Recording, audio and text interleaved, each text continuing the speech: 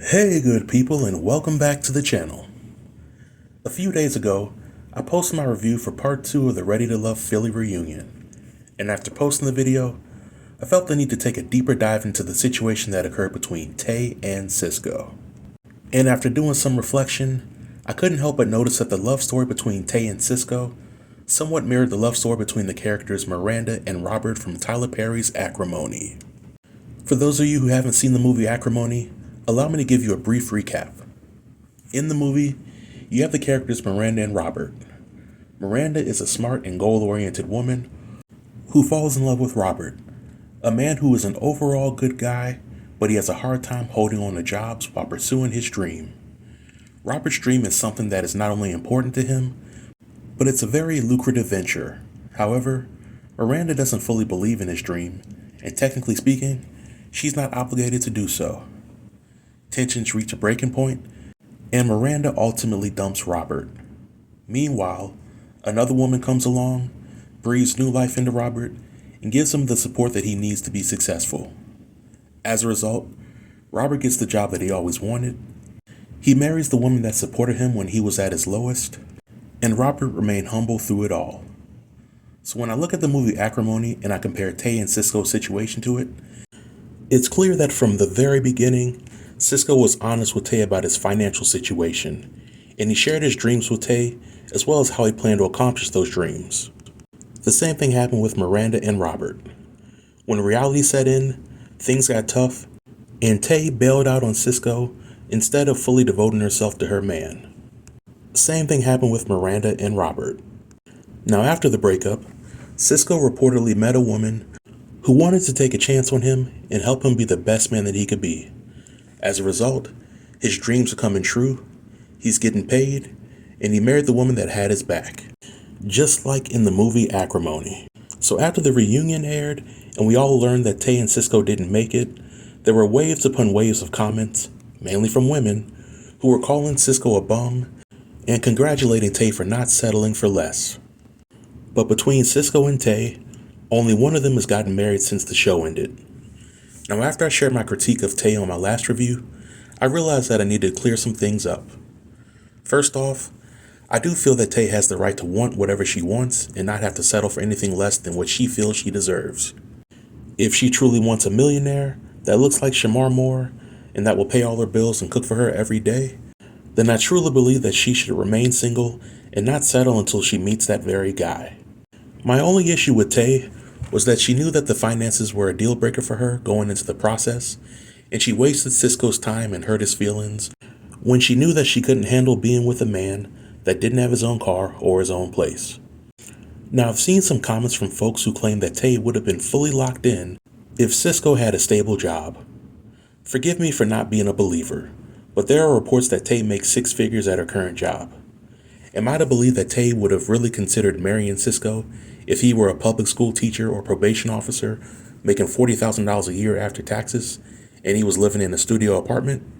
If we're being reasonable, then that is a man who has a stable job, likely has a car, and he has his own place. But studies show that women who make that much money aren't looking to get with a man who makes a fraction of that money. And the women who make that much money and decide to take a chance on a guy with humble means are often shamed by other women who look down on men who aren't making 6 figures. So with all that being said, there were a few questions that I want to respond to.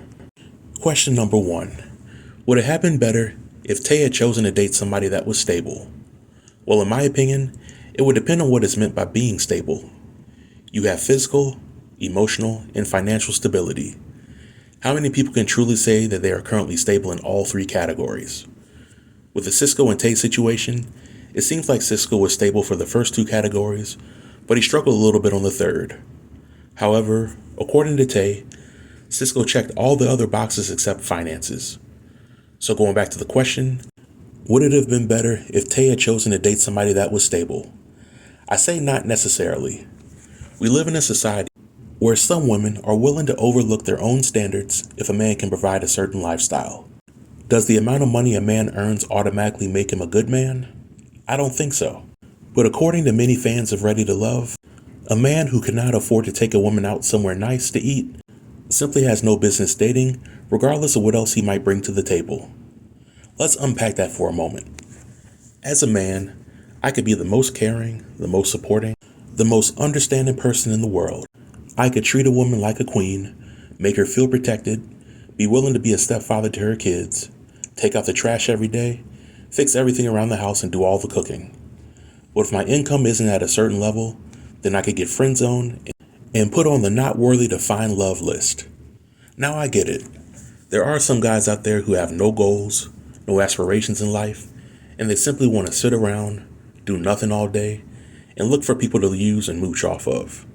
But that wasn't Cisco's situation. In fact, I'm willing to bet that most folks out there are one disaster away from being without a job, a car, a house, and having to figure out how to make ends meet. And that's why I say people should treat others the way they would want to be treated. Because it's fairly easy to reject or pass judgment on somebody, but how would it feel if the shoe was on the other foot? Question number 2. Should women lower their standards if they encounter a good man with questionable finances? In my opinion, it all boils down to what you as a woman value in a relationship and a partnership with a man. If this is a man who has a great personality, if he can complement what you bring into a relationship, if he values your opinion and gives you the respect you deserve, if your family approves of him, if he has a solid plan for the future, and if his faith aligns with yours, then I say that any superficial standards that you might have should be tossed out the window. And if you really want to do your due diligence, then have a discussion with your prospective boyfriend about his financial situation. Listen to what he has to say, and try to see if the math is mathing, and then decide how you want to proceed from there. Now, if a man doesn't have any of those things going for him, then in my opinion, you shouldn't compromise your standards to give him a chance. Because let's keep it real. The recurring question that many women ask these days is, where are all the good men?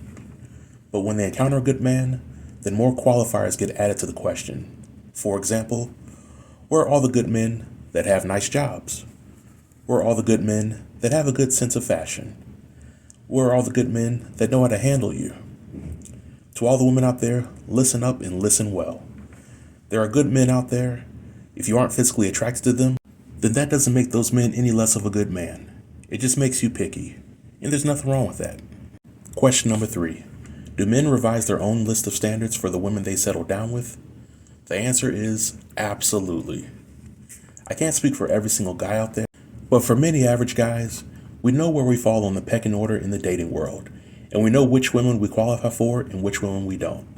It's always nice to dream about being with a woman that looks like Tracy Ellis Ross or Tyra Banks, but those type of women don't typically give average guys a chance. As a result, many average guys try to stay in their lane, and they go after their best option in a woman. They then grow to love that woman, and they eventually learn how to compromise on things in order to make the relationship work. But in closing, I want to say that women like Taye should do what they feel is best when it comes to choosing who they want to date. What they shouldn't do is string a man along because they get bored and want attention, or they want something else out of the deal. Those are my thoughts, and this is the end of my video. Feel free to leave all comments below in the comment section, and I'll be sure to reply to everybody. Until next time, stay tuned and stay safe. Peace.